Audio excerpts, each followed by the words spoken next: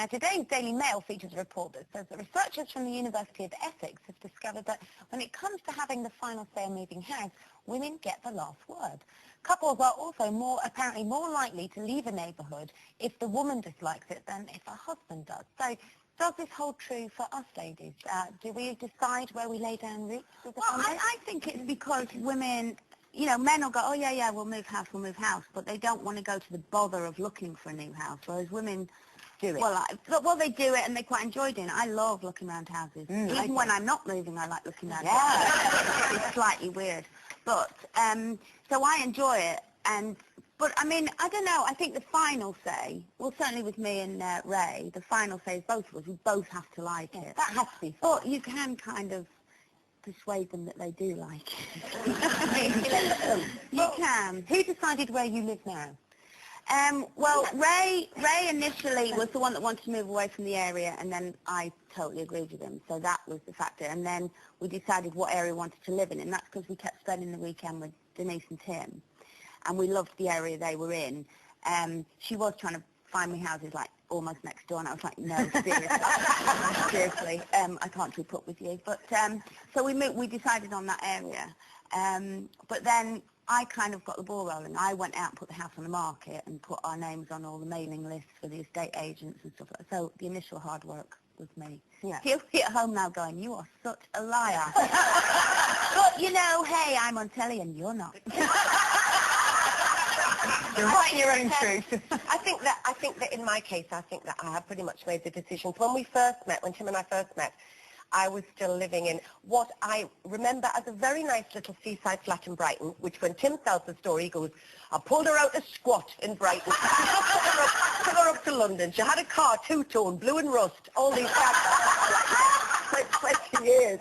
And but I always, if I was going to move to London, I wanted it to be a stopgap because I never wanted to live there. So I moved up to his place, which was a lovely, lovely flat.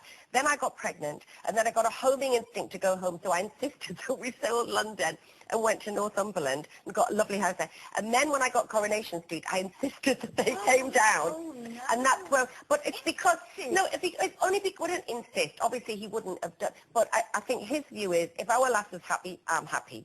And I think that's why it wouldn't be worth living if. But when we moved to Alderley Edge, which is quite a sort of, can be quite a sort of well-to-do area. It wasn't really the kind of place that Tim or I were used to living. And Tim's a proper sort of Labour man, you know, and he was going, I can't believe you're dragging me down to this Tory area. And so when we had this sort of outbuilding sort of extended into this kind of sort of like recreation room, he put a big sign up, a really nice sign which says Alderley Edge Labour Club, smoking only. Bless it. So I think it has been me mostly that's done the moving. No, but it's got to be somewhere that you're both happy to be. Yeah, I mean, and I'm only sort of joking about it. Obviously, he wouldn't be drag kicking and screaming, but he would. I love where we live at the moment, which is kind of 20 minutes from the centre of London, and having just had a baby with a partner that's away a lot. I love the fact that we've got a community on our doorstep. I can walk out, I can see friends. I'm surrounded by people that I know, and then when Darren is away, I don't feel like I'm in the middle of nowhere, isolated, cut off from everything. Darren's idea of a dream place to live is the house that he owns, which is in the middle of nowhere, in the Essex countryside. It's a beautiful house, and therein lies our dilemma. Is, you know, how can I expect him to walk away from his dream home to come and live? It's not a big dilemma. Well, but it kind of is. So no, just move to the country. I know, but I couldn't because I would spend an awful lot of time on my own with a baby. I couldn't even walk out on a path with because there are no paths. But then to a field, you can leave it in. Leave him in the well, what we do is he has all his workspace out there where he works there. So he goes home and goes there to work. I think it's best. And he gets, so we both get the best of both worlds. Yeah, and what you should have done, had two separate houses. Yeah. Well, no, but you know what we found that we all said that when we found the house that we love, we'll do it. We'll sell it. Oh no, don't bother, Kate. And we'll do it. And we found no, just leave it as it is. Let him live there and you live where you live. Don't bother doing that. That's a really privileged position to be. We are very lucky. We've got this We're choice. very lucky. All at the bottom, Carter and Tim Burton have is they have 2 houses next to each other with a secret door.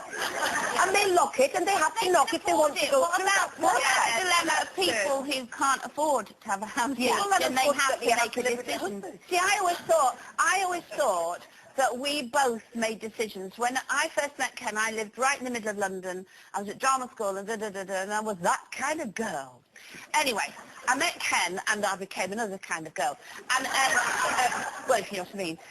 Anyway, so I always thought we made the decisions on the houses, you know, that we went to one place and another, and then I went to Corrie and everything. But in fact, I think I made all the decisions because Ken just kind of followed me. And then we went, when we were in one house, he went, are you sure? And I went, yes. So we had that one, and then we had that one. And then I bought a round Art Deco house, which was gorgeous.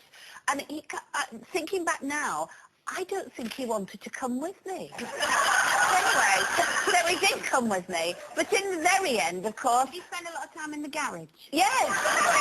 Strangely, yes. Yeah, and even in Manchester, he didn't really want to come with me. But anyway, in the end, I sent him to Spain and thought, thank God for that. I've made the right decision. I've got rid. Okay, time for...